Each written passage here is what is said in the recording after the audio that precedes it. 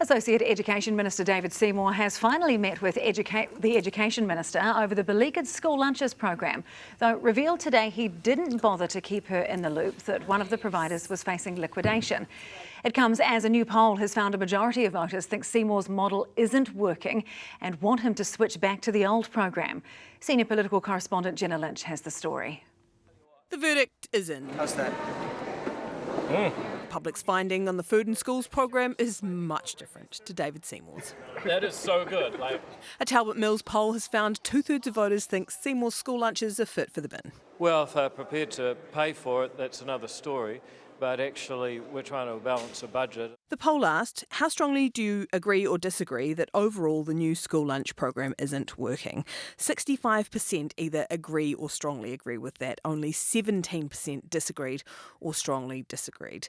The rest unsure. Well, I'm very confident that as we solve problems, which we've got a track record of consistently doing, people's perception will improve. The poll also asked whether people thought the government should return to the previous school lunch model. 60% agreed or strongly agreed with that, while 21% disagreed. Well, I'd love to see the question that was asked. Did they say this will cost $170 million, which means giving up other things? Would Labor bring back the old scheme? Yes, I put in place the original scheme and I'm really proud of it. When broken down by party vote, the poll showed national voters unimpressed with the lunches too. A majority of National Party supporters in a new poll don't support the school lunches and want you to go back to what Labor did. Will you consider that?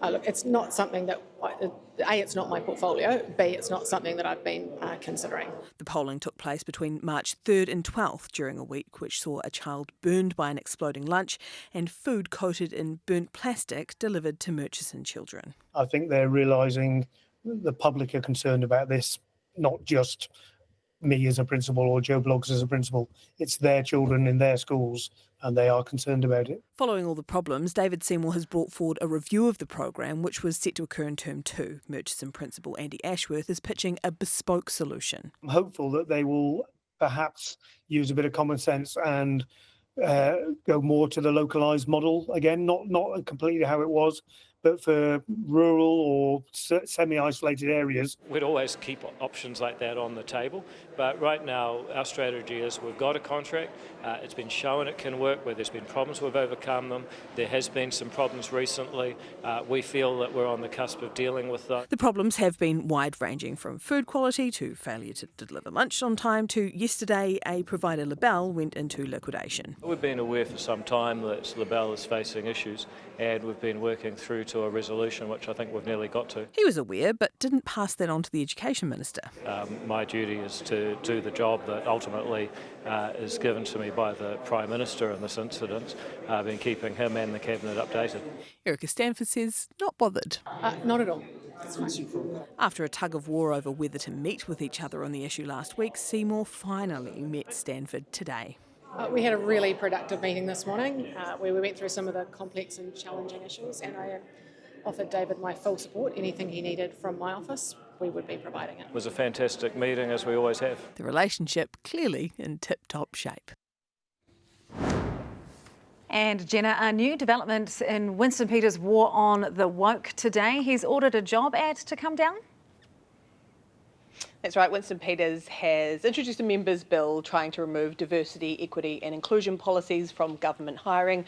This job was one that he has a say over, a job posted by the Ministry of Foreign Affairs. His ministry posted the ad this morning for a tikanga lead. The ad said that it was a newly created position. The ministry was searching for someone who would lead the development and embedding of culturally appropriate tikanga and kawa across the organisation. The advertised salary for the role was between about 145 and 170 grand. But when Winston Peters caught wind of it via the media, he swiftly made an edict that the job shall not be filled. Having been brought up in a Maori world, having spent time in the court on Maori issues, I do know what tikanga is, yes. Yeah, sorry, but do you know what the purpose of the job is that they're advertising, your ministry? There will not be an appointment, all right? Look, sometimes these things these sorts of ideas get dug in deeper than ticks on a hound. My job is to fix it. How quickly do you want them to pull that ad down? Oh, look, I'll give you a report, right? Now, I've just checked and that job is still up, and in a twist of irony, Winston Peters is now facing allegations of hypocrisy after we asked questions about the diversity policies in his own party's constitution. The New Zealand First Constitution states that the list ranking of MPs should be made with consideration of the need for different genders, social groups, ages and ethnic groups to be represented. Mr Peters denies that is about diversity, equity and inclusion. Okay, and to some breaking news, Jenna, there's a Privileges Committee hearing underway into the Haka that was performed during the reading of the Treaty's Principle Bill. So what is happening there tonight?